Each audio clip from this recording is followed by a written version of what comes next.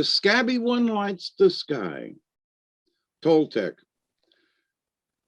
This 1,000-year-old myth comes from Central rather than North America, but it is included here as a touching counterpoint to tales of sun worship from north of the Rio Grande. Nanotizin, a total Prometheus, offers his own life to bring light into the world, underscoring the tradition of sacrifice, especially self-sacrifice and self-torture, which figures in the worship of the sun in some of the Indian cultures, even in North America. 5 worlds and 5 suns were created one after the other. There were the sons of earth, fire, air, water, and rock. The first world was destroyed because its people acted wrongly. They were devoured by ocelots, and their son also died. The second son, the pure orb, saw his human beings changed into monkeys for their lack of wisdom.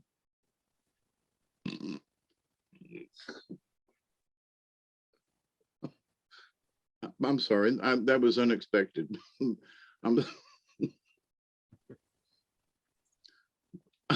Okay, I'm going to interrupt myself here in that Darwin's theory of evolution is that,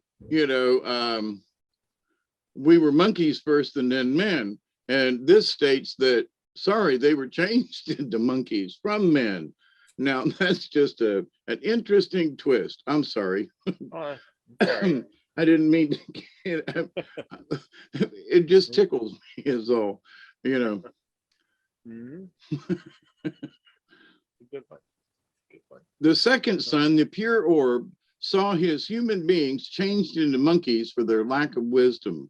Next came the son of fire, whose world was destroyed by flames, earthquakes, and volcanic eruptions because the people living in it were impious and did not sacrifice to the gods.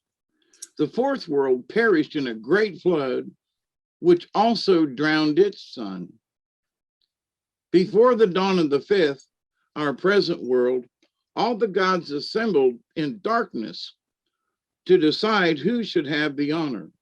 A dangerous honor it turned out to be, to light up the fifth world, and with it, the fifth sun. One god named Quetzalcoatl volunteered, thinking to get much praise from the other gods. After days of purification, the gods lit a huge fire on top of a pyramid and told Quetzalcoatl, light up the world. How? Asked Quetzalcoatl, dressed in iridescent hummingbird feathers and the jewels of gold and turquoise. By jumping into the fire, O Quetzalcoatl, said the gods. But Quetzalcoatl was afraid. He didn't want to be burned up. 4 times he tried to emulate himself, and 4 times the heat, the flames, and his fear drove him back.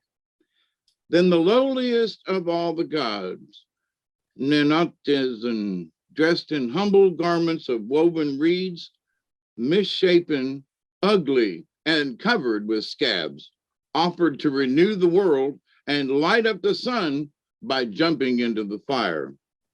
None of the gods had paid him the slightest attention before, but now they all cried with one voice, "O Scabby one, be thou he who brings back the sun."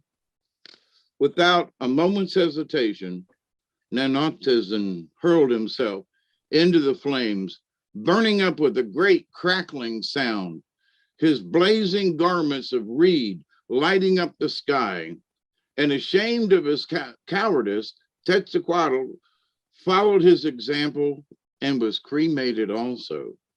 At once the sun rose to light up the new fifth world, and it was the despised Scabby one, brave Nanotizin, who was, by his death, had given life to the sun.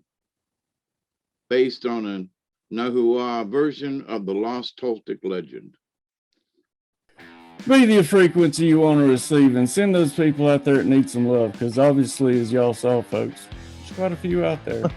Yep. Have a wonderful night.